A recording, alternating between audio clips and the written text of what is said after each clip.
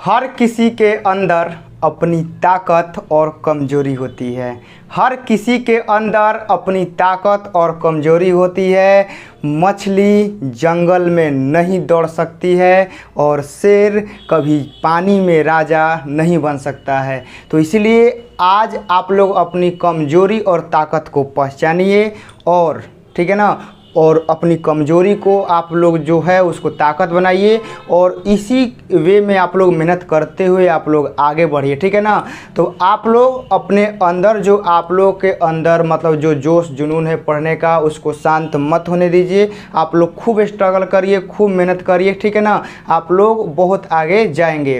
तो हम आज क्या करेंगे, आप लोग के केमिस्ट्री का, ठीक है ना, जो भी आप लोग का मान लीजिए चैप्टर 1 हो गया, चैप्टर 2 हो गया, तो उसमें जो आप लोग का मोस्ट इम्पोर्टेंट VVI मान लीजिए कि जो सब्जेक्टिव क्वेश्चन है, जो आप लोग के एग्जाम में आने का ज़्यादा चांस रहता है, उसको हम लोग क्या करेंगे, हम लोग बारीकी से आपको हम अपने सिंपल भाषा, ठीक है ना, भोजपुरी में हो जाए चाहे हिंदी में हो जाए, तो लोग के हम समझावे के गारंटी लेते भाई, ठीक है ना। तो लोग के कैसे हूँ हम समझा दें, बस इतना समझ, ठीक है ना। चाहे वो हिंदी में होके चाहे वो भोजपुरी में, तो लोग पूरा तरह से तो लोग के माइंड में क्या करम, हम तो लोग के एक गो चीज़, ठीक है ना, जो परिभाषा तो लोग एग्जाम में पूछला कि हाँ क्रिस्टलीय ठोस किसे कहते हैं, शॉर्टकी दोष किसे कहते हैं, ये सब चीज़ तो लोग हम समझा देंगे अपने सिंपल भाषा में। बस आप लोग सिंपल नोट्स बना के आप लोग उसको रिवाइज करिए, ठीक है ना।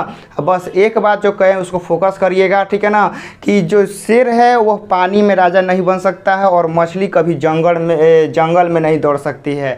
तो इसलिए आप लोग अपने ताकत को पहचानिए, कमजोरी को पहचानिए और आगे बढ़िए, ठीक है ना। तो यह हम क्या करते हैं, ये तीनों चारों को क्लियर करते हैं कि हाँ ये रियल में है क्या, ठीक है ना। और आप लोग इसको लंबे समय तक कैसे याद करेंगे। आप लोग रट्टा मारते हैं ना, रट्टा नहीं मारना है आज से। ये देखिए ये सारे चीज़ आप लोग डेली देखते हैं, ठीक है ना, फिर भी आप लोग पता नहीं काहे रट्टा मारते हैं, हमको समझ में नहीं आता है। आप लोग पदार्थ से डेली आप लोग बोलते हैं, ऐसा एको दिन नहीं होगा ना जो आप लोग पदार्थ को नहीं देखते होंगे। ऐसा कोई एको दिन आप लोग आज से बता रहे हैं, ठीक है ना, जब से आप लोग जन्म लिए हैं तब से लेके आज तक आप लोग को अभी ऐसा एक दिन भी नहीं हुआ होगा कि आपको पदार्थ से भेंट नहीं हुआ होगा, ठोस से भेंट नहीं हुआ होगा, द्रव से भेंट नहीं हुआ होगा, गैस से भेंट आप लोगों का नहीं हुआ होगा। ऐसा एक भी दिन नहीं है, लेकिन फिर भी आप लोग रट्टा मारते हैं। ये सारी चीज़ आप लोगों के सामने, फिर भी आप लोग कॉपी में रट्टा मारते हैं। रट्टा नहीं मारना है, चीज़ों को समझना है, ध्यान से आप लोग सीखेंगे। देखिए पदार्थ क्या है, ठीक है ना, पदार्थ किसे कहते हैं, ठीक है ना।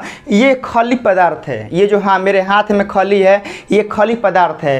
तो आखिर ये पदार्थ है तो क्या डिफिनेशन है कि जौना में द्रव्यमान होके जौन स्थान घेरता है वो पदार्थ है, ठीक है ना। एकरा के हम कहीं किसी स्थान पर रख देंगे, मान लीजिए कि ये मेरा हाथ है, ठीक है ना, हम इस हाथ पर इस खली को रख दिए, ठीक है ना, इस खली को हम यह रख दिए, तो यह खली क्या किया कि मेरे हाथ पे जो यह जगह था, जो स्थान था, उसको कैप्चर कर लिया, उसको घेर लिया, तो इसको पदार्थ बोलेंगे, ठीक है ना। यानी जौना में द्रव्यमान है, जौन स्थान घेरता है, ओकरा हम लोग पदार्थ बोल देंगे सिंपल लैंग्वेज में, ठीक है ना। तो आप लोग एक रट्टा नहीं मारेंगे, आप लोग सिंपल लैंग्वेज में आप लोग सीखेंगे। तो पदार्थ क्लियर हो गया कि वैसा चीज जिसमें द्रव्यमान हो या वह स्थान घेरता हो उसे हम लोग पदार्थ कहते हैं।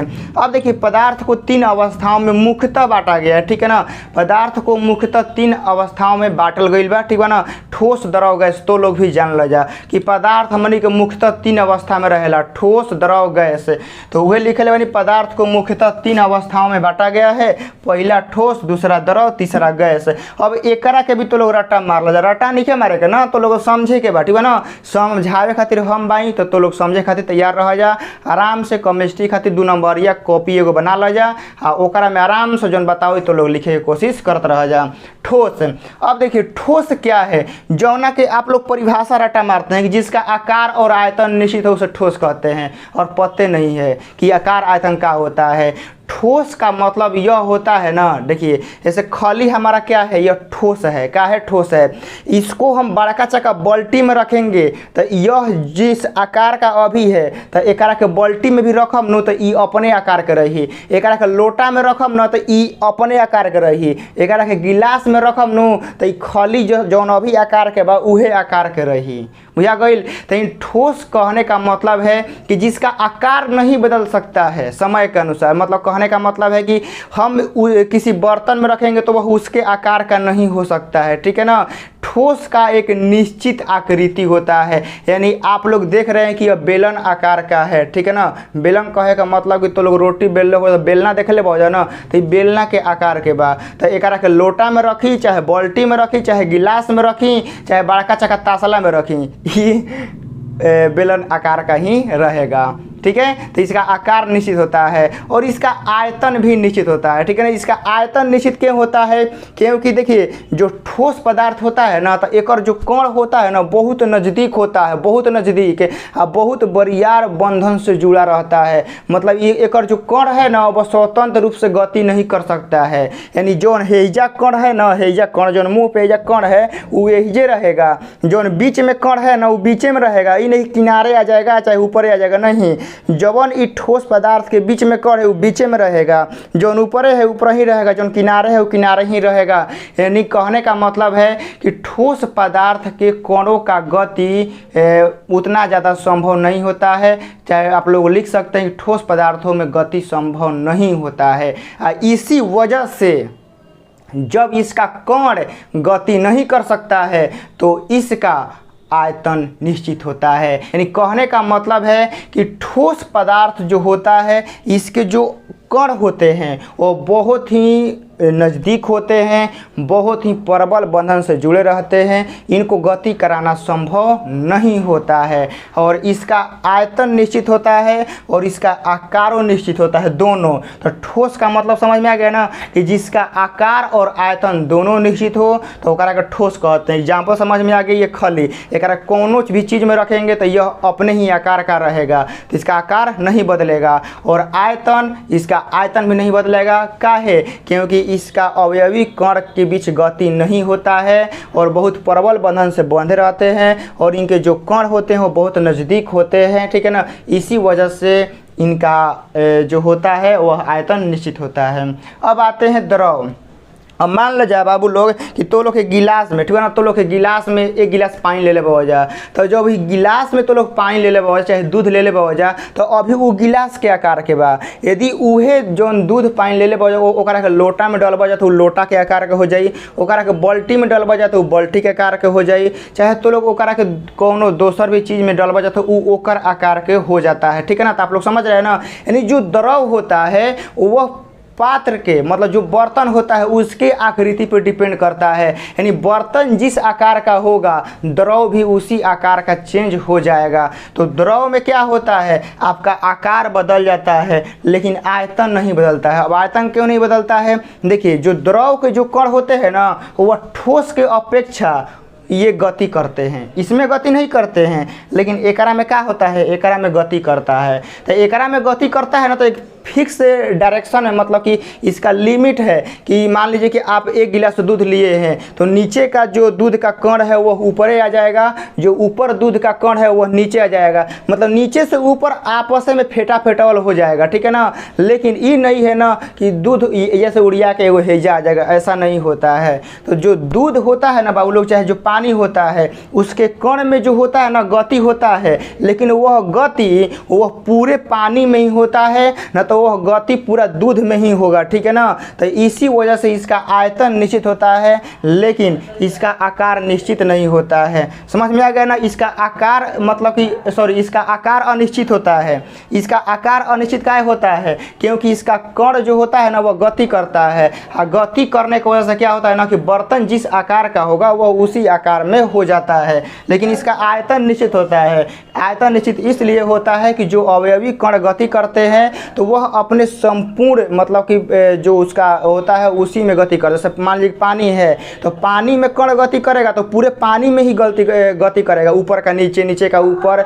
ऐसे ही वह गति करेगा, ठीक है ना। तो इसी वजह से इसका आयतन निश्चित होता है लेकिन इसका आकार अनिश्चित होता है।